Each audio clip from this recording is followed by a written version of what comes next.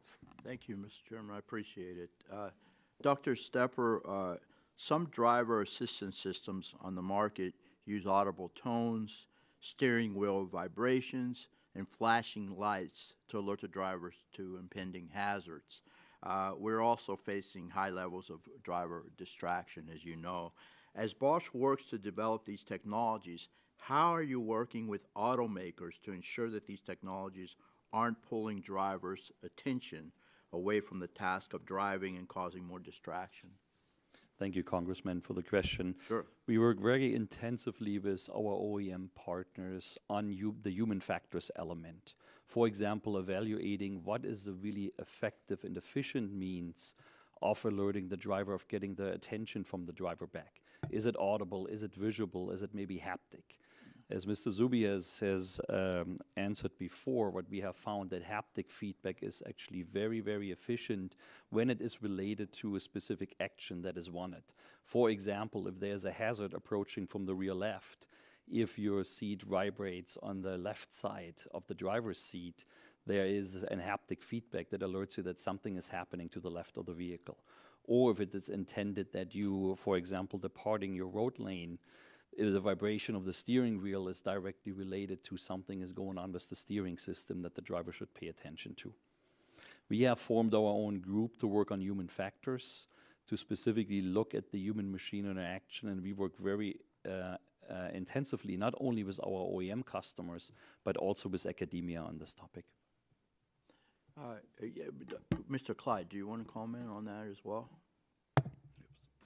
Yeah, I think similar to the Bosch development, we also have a very significant investment in the human-machine interface technologies. We've been one of the leaders in displays and clusters and warning systems for vehicles for many, many years.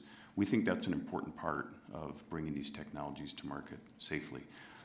Clearly, when it comes to the audible versus haptic, we've done a lot of research as well. We actually have driver monitoring cameras that we're looking where the driver is seen or looking where the driving task should be. And we sometimes use LED lights or other ways to try and bring the driver's attention back to the driving task. That's a big question as you talk about level 3 technologies. That's the biggest question and the biggest area of development is how do you get the driver disengaged and then re-engaged fast enough to resume the driving task. And I think that's a challenge for the industry. That's why you see some developing from level 2 to level 4. Some are going to go through level 3. But that's probably one of the biggest challenges, and we're investing heavily in this area. Okay, as a follow-up, are consumers able to manually turn off these alerts or warnings or customize them to their individual preferences? So that's really a question for the OEM to determine what they would like to do. And it happened as well with ABS and electronic stability control and the various traction control systems. The OEMs for many years could determine which could be turned on and off. So it's something that some allow, some don't. We believe that ultimately when it's proven that the safety technologies are really going to save lives, that it shouldn't be turned off. It should be developed over time to be very easy to understand, very easy to use, and will ultimately save lives. Okay. I have a question with regard to actually the follow-up on the gentleman from West Virginia. You know, as far as, do you anticipate a person, I mean, we want to help a lot of the elderly, maybe physically disabled people get around. We don't have in my area, in the Tampa Bay area, we really don't have a mass transit system. So this could be extremely beneficial to people getting to doctor's appointments, what have you, these automated cars.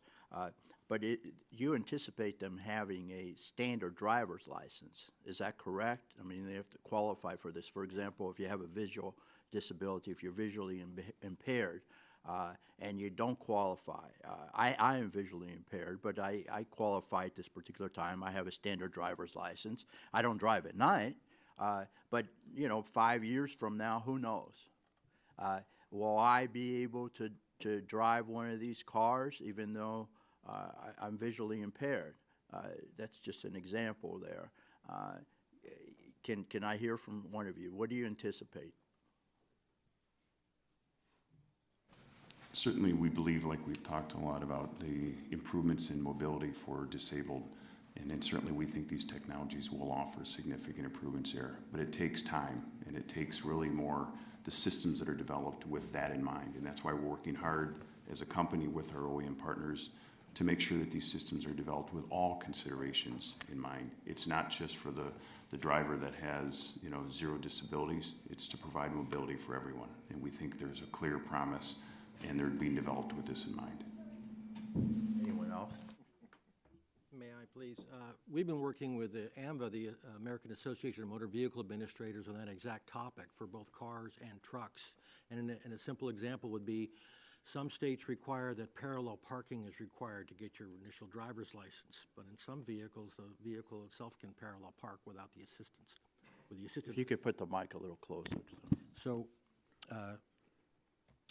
we've been working with them trying to define what features are in place or possibly in place in the future, and they can design their driving tests and their ratings, or perhaps certification levels like a commercial driver's license has, or something that says you can operate a level 3 vehicle with these features, but you can't do a completely manual one. You can't drive a manual transmission anymore. So it's a complicated question, but it's being worked on. And you know, there'll be a state issue, obviously, as far as that is concerned. Okay, well, that's important. I mean, you got to know that, because we want to help out our constituents. But again, you know, if you have a standard driver's license, you qualify. You know, the gentleman asked about someone that's intellectually impaired. You know, would that person qualify? More than likely, they couldn't get a license. So anyway, that's something we have to resolve. So I appreciate that. I have one more question if I have time. I don't have time. Yeah, if you'd like to submit it in writing. Yeah, I'll that'd be submit it. great. Thank you very much. Nope. I Thank yield you very back. much. The gentleman yields Thank you. back.